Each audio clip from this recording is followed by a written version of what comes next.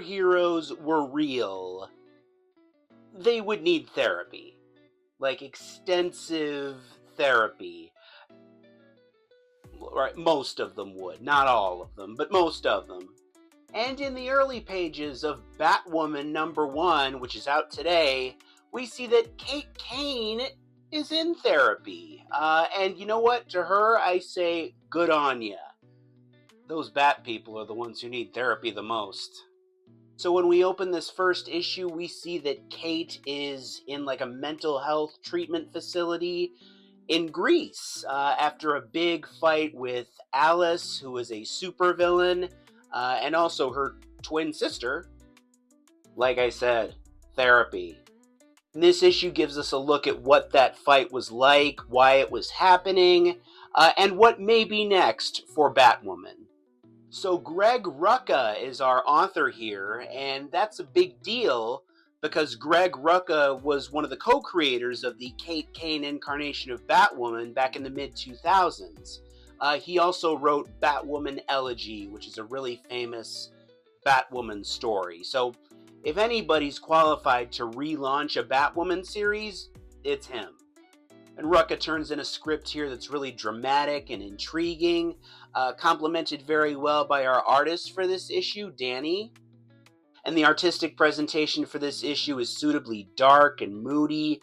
I've always liked the darker look of the Batwoman character contrasted with the brightness of the Alice character, and that gets played up here really nicely. Alice has a line in here about fighting the devil, and how do you fight the devil, basically. And I'm not going to spoil what Batwoman's response is, but I really liked it. It's a great superhero line. So Batwoman #1 is part of DC's Next Level initiative, their next big storytelling initiative that follows All In. And in the interest of full transparency here, I have not yet read Deathstroke or Lobo, the other two issues that come out today for DC's Next Level initiative. So I don't know anything about what's in those other two issues yet, but hey, at the very least, we're getting what at this early juncture appears to be a pretty strong Batwoman book. So at the very least, we can thank DC Next Level for that, and look forward to more. They really tried to cram an entire action movie into Deathstroke the Terminator #1. I mean, there's an armored car stunt, there's henchmen and stabbing and shooting and fighting and explosions. I mean, there's at least half an action movie in here, maybe more. So Slade Wilson, aka Deathstroke, is on a job in this issue, and he's talking to his confidant, sort of his Alfred Wintergreen, the entire time. He's thinking about his relationship with his daughter. And then something goes wrong, and Slade finds himself with his back against the wall.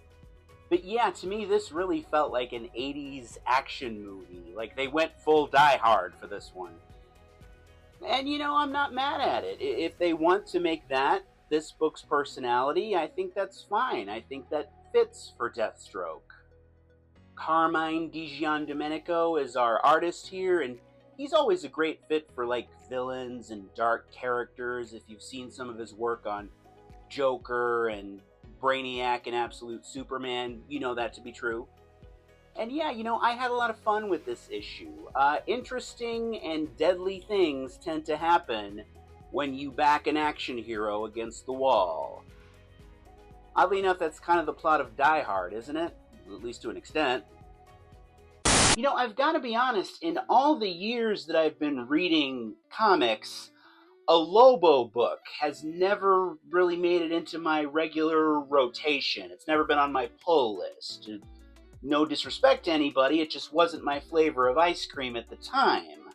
But I gotta tell you, after reading Lobo #1, which came out this past week, the big guy may finally have made it, which speaks volumes about this issue.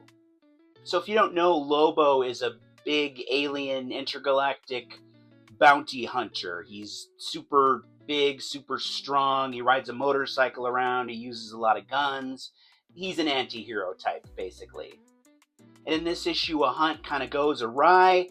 And he winds up crossing paths with a big media conglomerate, like an intergalactic media company, and he finds himself in new territory. The writing on this book is really fun, and it's pertinent, what with the whole media conglomerate thing. Scotty Young is our author here, and of course he does the covers as well. But boy, the art here is just amazing by Jorge Corona, who's our penciler and inker. And then our colorist is Jean-Francois Beaulieu. Forgive me. But yeah, the detail is tremendous. The texture is interesting. It's suitably dynamic when it needs to be. The colors pop. It's just one of those books you want to pore over and, you can spend hours looking at. I've always liked Jorge Corona's art, but boy, he really ups his game here. I mean, this is as big a home run as I think he's ever hit, or at least I've ever seen him hit. And honestly, with the 3 DC Next Level books that came out this past week, Lobo, Batwoman, and Deathstroke, they were all good to great. So, I mean, it might not be the only home run that DC hit this week, depending on how you look at things. I'm not getting paid to say that. I'm not getting any kind of fringe benefits. I just think that DC Next Level got off to a great start, and you'd be hard-pressed to go wrong with any of these books.